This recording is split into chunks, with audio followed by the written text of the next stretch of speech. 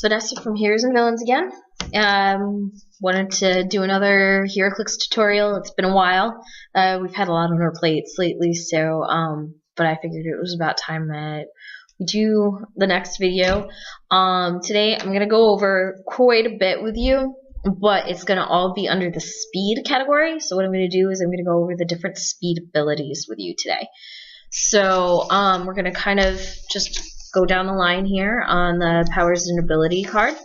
So and what I did is I went through and I found a bunch of clicks that have these abilities and stuff, so you guys can see clicks that are sort of a demonstration for demonstration purposes. Okay, so the first one we've got is Flurry, which is the red speed at the very top. Flurry, this is what the powers and ability card says. This is the description. Give this character a close combat action. After the close combat attack resolves, it may make a second close combat attack as a free action. The first attack doesn't activate the damage depletion modifier. Alright? So basically what that means is you've got two characters, they're battling it out. Now, it has to be a close combat attack, which means that they have to be based up. They can't be any distance apart from each other. They have to be one right on top of the other.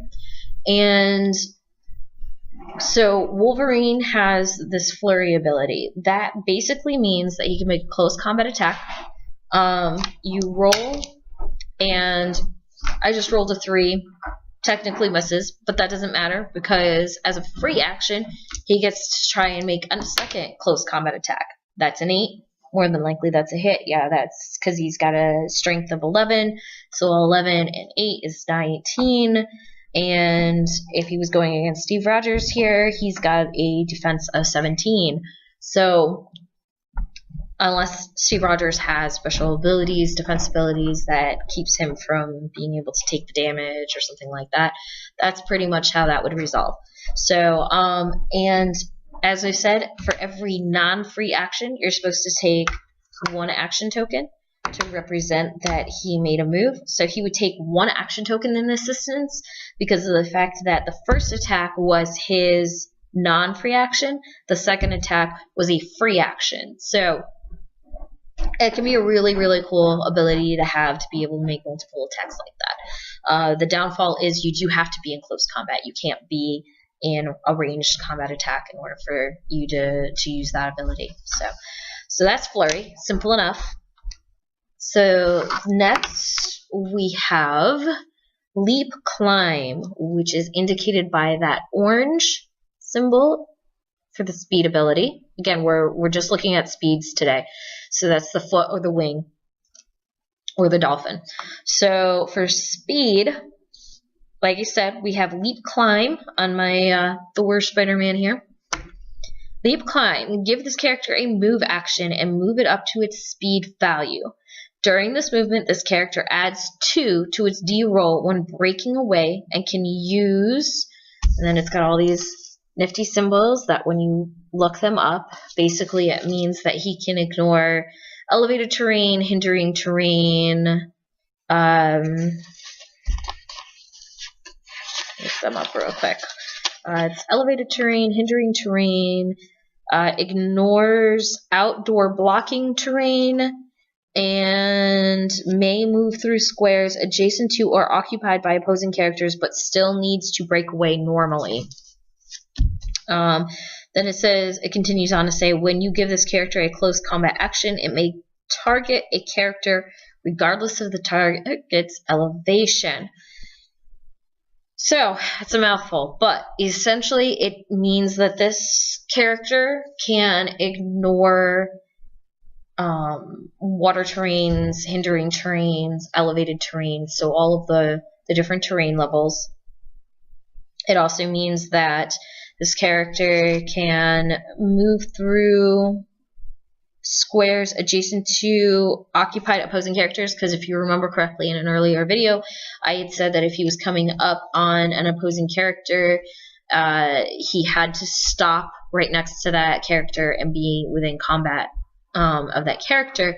But this special ability enables him to ignore opposing characters and continue moving on if he so chooses. And then, so let's see. During a movement, this character adds. Okay, yeah. All right. So backing up, give this character a move action and move it up to its speed value, so you can move him as far as he's able to go. During this move, this character adds 2 to its D6 roll when breaking away. So, if you remember correctly, I had explained breakaway, which means that when you're in close combat with somebody, you can't just automatically move away from them. You have to roll breakaway, which you roll 1d6, and on the result of 4 or higher, you can make a clean breakaway from that person and make your normal move. If you roll anything less than a 4, then you take an action token, and that resolves that action that character is able to make on that turn. So, so for this character, that means that right now with this ability, when you roll that d6, say you only rolled like a 2 or a 3, you get to add 2 to that roll, which means that you still get to break away. Basically, the only way you would be able to break away is if you only rolled a 1. So it's almost impossible to miss that breakaway. So when you use breakaway, that's when you can use the ignore all of the terrain and all of that. All that nifty stuff. So, and then when it says when you give this character a close combat action, it may target a character regardless of the target's elevation. So, say you got Cap and Spider-Man. Say Spider-Man is on a lower level and Cap is on a 2nd level terrain. Spider-Man can target him. It's a special ability he has at this moment because of Leap Climb, which is, again, a really cool ability. So that's Leap Climb. Pretty, again, it's a mouthful when you read it, and it sounds really confusing, but once you break it down, it's actually pretty simple. Alright, next up, we have Phasing Teleport, which is demonstrated here on this Ultimates Iron Man. That's represented by that, like that yellow. It's a pretty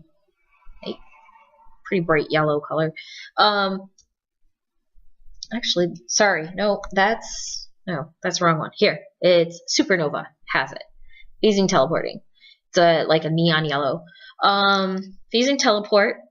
Give this character a move action and move it up to its speed value. This character can use, and again, we've got a bunch of symbols here, which basically means he can ignore elevated terrain, hindering terrain, blocking terrain, and other characters during this movement. So basically, think of it as almost an ability like what Nightcrawler has, where you can pop in one spot and pop out on another. So it doesn't matter what's in his way. He can just teleport straight through. He can just make a beeline for wherever he wants. He could just move up to his speed value. That's all. So pretty simple. Then we've got Iron Man with that lime green. Earthbound Neutralized. This character possesses, and it's got all of these symbols, which is like the normal, basically running, strength, the non-indomitable shield, and that POW symbol, as we call it. Instead of its combat symbols, this power can't be countered or ignored. So basically, in other words, what happens is, right now, if you look, he has a wing. Basically, it means that he no longer has his flight ability. He strictly can't use anything that has to do with flight. He's going to be completely earthbound by his abilities right now. Next, we have the dark green, which is Charge, represented by Morbius. Charge. Give this character a power action. Have its speed value for the action. Move this character up to its speed value, and then it may be given a close combat action as a free action. This character ignores knockback. Alright, so you've got Steve Rogers here. You've got Morbius here. Morbius wants to make a close combat attack on Steve Rogers. He would have to have his speed, which right now is a 10, so he can move up to 5 spaces, and he has to be within close combat of the character that he's attacking. So if you move up to your 5 spaces and you're 1 space or more away, can't do it. You have to be in close combat in order to use this ability. So once you're in close combat, then as a free action, you get to make an attack on that character.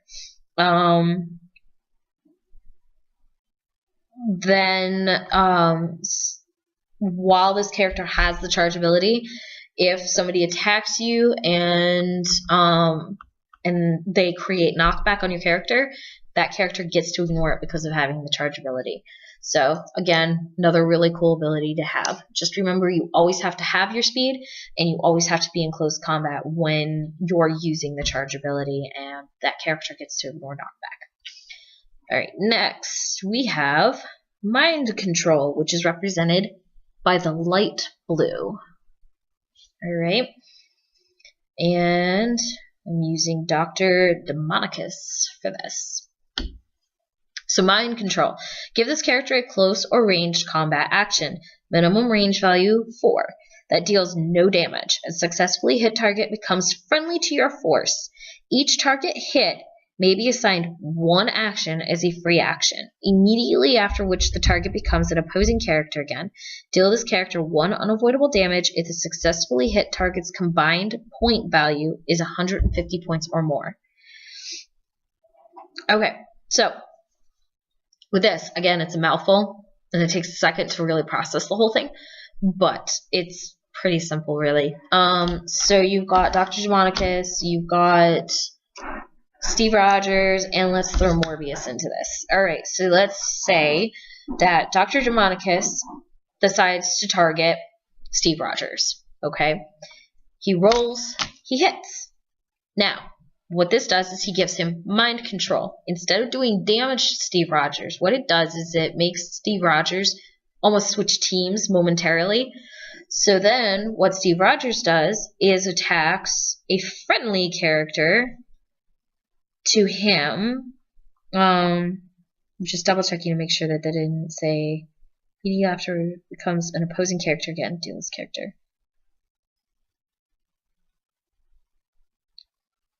Each hit target may be assigned 1 action as a free action immediately after. Okay, so it doesn't have to be another attack. It can be any kind of action. So if you want to move Steve Rogers across the board, you can. You can make him move across the board, or you can make him turn an attack, what would normally be a friendly character to him, which momentarily has become an unfriendly character. So let's say Steve Rogers wanted to attack Morbius. Okay, so Morbius. Then Steve Rogers would have to turn and attack Morbius. You'd roll, and assuming that the roll hit, then whatever damage Steve Rogers deals out, he would deal out onto Morbius. When actions resolve, if the combined point value of the 2 characters is 150 points or more, then you deal 1 damage to the character that you had mind control over. So again, that's pretty straightforward. It sounds like a mouthful. It sounds complicated and everything when you're reading it, but when you break it down, it's actually pretty simple. So that's really all there is to mind control. Alright, so next up we have plasticity, which is represented by the dark blue square. Alright, plasticity. This character adds 2 to its d6 roll when breaking away. Opposing characters can't automatically break away from this character and subtract 2 from their d6 roll when breaking away from this character. Opposing characters entering a square adjacent to this character must end their movement, even if they would not have to do so normally.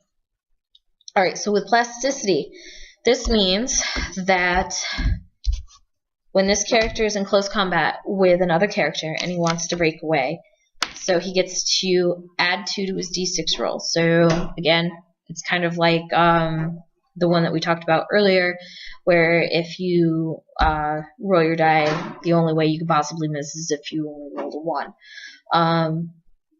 1. then opposing characters can't automatically break away. So let's say my character had another one that's going to be coming up, which is called hypersonic speed. He comes up, normally he can just make his attack and then automatically he gets to run away. He doesn't have to roll for that breakaway with hypersonic speed, which we'll explain later. When you have plasticity, that isn't possible. That character is stuck there and has to roll for breakaway then. And when they roll for breakaway, they have to subtract 2 from their D6 roll. So it's kind of like the opposite of what this character has to do. Like, this character gets to add 2, that character has to subtract 2. So it's going to be a lot tougher. You basically have to roll 6 in order to be able to break away from this character, which that kind of sucks, but it is what it is. And then say you have a character that gets to ignore other characters, like what we were talking about before, like for example with phasing teleport, where you get to ignore other characters when you're moving across the board. You don't have that ability when you're coming across anybody with plasticity. With anybody with plasticity, even if you can normally ignore that character, you can't when they have the plasticity ability. You have to stop and fight them. So again, it's both good for the person who has it, but it sucks for the person who's going against you. So okay, so next up we have Force Blast, which is represented by the purple, which is being demonstrated by Rescue right now. And alright, so Force Blast. Give this character a power action and roll a d6. A single adjacent opposing character is knocked back from this character a number of squares equal to the result. When this character hits with an attack, you may choose that it generates knockback if it doesn't already. Alright, so basically, what this means is you give the character a power action, and you can go one of 2 ways. You can either just automatically roll 1 die and create a knockback and push that character back equal to the roll of 1d6, and it has to be adjacent, which, if you remember correctly, is any of the blocks immediately surrounding the character. So, like for example, just now I rolled a 5, so I could knock Steve Rogers back 5 squares. And if you remember correctly, if he was like this, you would knock him back this way, or yeah, you would knock him back this way. Or this way. But anyways, so that's one way of doing it. Now, say you were attacking an adjacent character and you roll to make a hit. You do damage. Now you can also, on top of that, choose that it generates knockback if it doesn't already. So you make an attack. I just happen to roll high enough that definitely would make an attack, or would hit on Steve Rogers and stuff. So then you can also create knockback. So, and if you remember correctly, knockback would be equivalent to the amount of damage that they took. So, which is again another really, really cool ability. So, so that's Force Blast. Next we have Sidestep, which is represented by the pink. Pink. Give this character a free action. It can move with a locked speed value of 2. Simple. Very, very simple. So you don't have to do it at the beginning or the end. You don't have to designate a specific point. It just has to be, you can move your character 2 spaces as a free action. And you can do that at any point. So that means, say you have a character, they're attacking you, it rolls to hit, but let's say that character has to be in close combat with you in order to make that attack. You can choose to sidestep it by 2 spaces. And then you're out of range of them, and they can't hit you. So it's pretty cool. It's a pretty cool ability and stuff. Or say it's the beginning of your turn, you want to move a distance to be able to get on top of somebody in order to make an attack later on at some point or something, you can always add to your move. So like for example, his speed is 8, and because he has sidestep, he can also tack on an extra 2 spaces, so that he can move up to 10 spaces on that turn. So there's different ways sidestep can be used. It's a pretty cool ability. So very simple. So alright, so next we have hypersonic speed. Hypersonic speed is represented by the brown, and hypersonic speed, give this character a power action and move it up to its speed value. It adds 2 to its d6 roll when breaking away and can use, got some symbols, and that means may move through squares adjacent to opposing characters but still needs to break away normally. During this move, this character may, as a free action, make one close combat or ranged combat attack with its range value halved for the attack. This character must be in a square where it could legally end its move in order to make that attack. Alright, so say we have Aletta versus Ant-Man here, okay? With hypersonic speed, what that means is she can move up to her speed value. Now, right now she has a speed value of 12. And I'll start off explaining how a close combat one would work. So say she wants to make a close combat attack on Ant-Man. So she can move directly up to him, base up to him. So she just moved 2 spaces out of her 12. Okay? Now, what happens is she makes her attack on Ant-Man. Whether it hits or not, so she makes her attack, let's assume it hit, she does her damage on him, or even if it doesn't hit, then she has to roll for breakaway. So she rolls 1d6, plus she gets to add 2 to it. So again, we have another scenario where unless you roll a 1, it's almost impossible to miss the breakaway. So, and then she can move up to the remaining speed value that she has. So she moved 2 spaces, she has a speed value of 12, that means she can move away up to 10 spaces. So that's how that works. Now,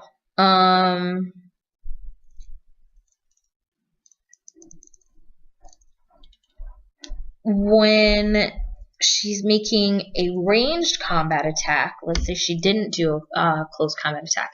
When she's making a ranged combat attack, she has to have her range value. So she's got a range value of 10, which is pretty impressive. But for purposes of hypersonic speed, she has to reduce that by half. So that means that she would only have a range value of 5. So when she moves, she needs, if she's going to make a ranged combat attack, that means she needs to move close enough to be able to do that ranged attack at a 5 range instead of the 10. She'd roll, and she deal her damage, and she could then continue. She doesn't have to roll that breakaway. She could then continue to move on the rest of the amount of spaces that she has left, if she has any left at all. And of course, that special ability from those symbols that we were talking about, that means that if she is, let's say wants to attack, say Ant-Man's here, and you've got Mr. Fantastic sitting over here. Normally, she would have to attack Ant-Man first. If she wanted to run up and make a ranged combat attack, well, we'll do it this way.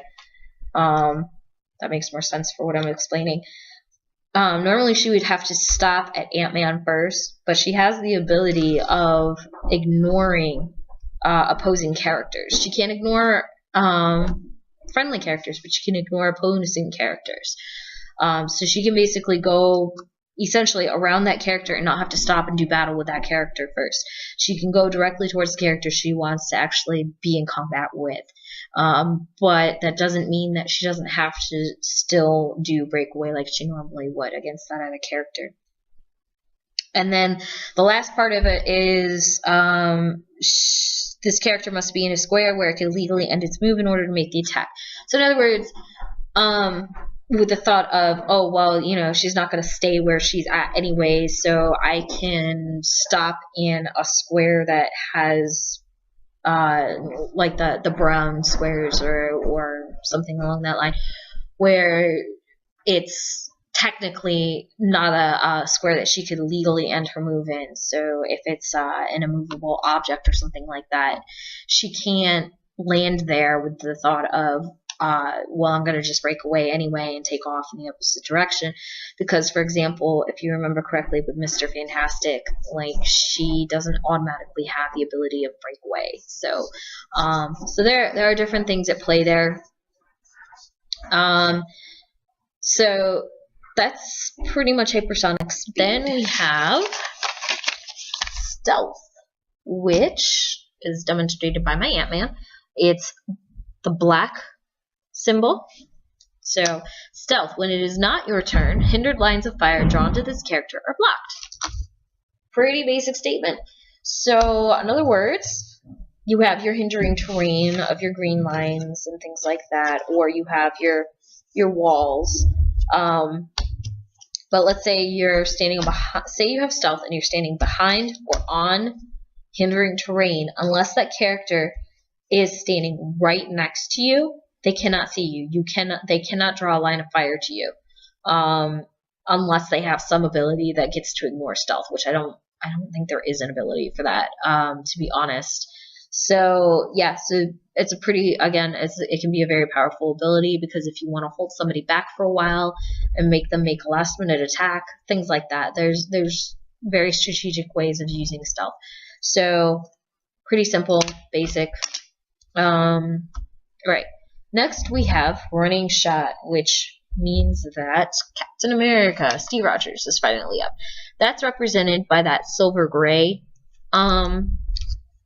symbol. So, Running Shot. Give this character power action, have its speed value for the action. Move this character up to its speed value, and it may be given a ranged combat attack as a free action.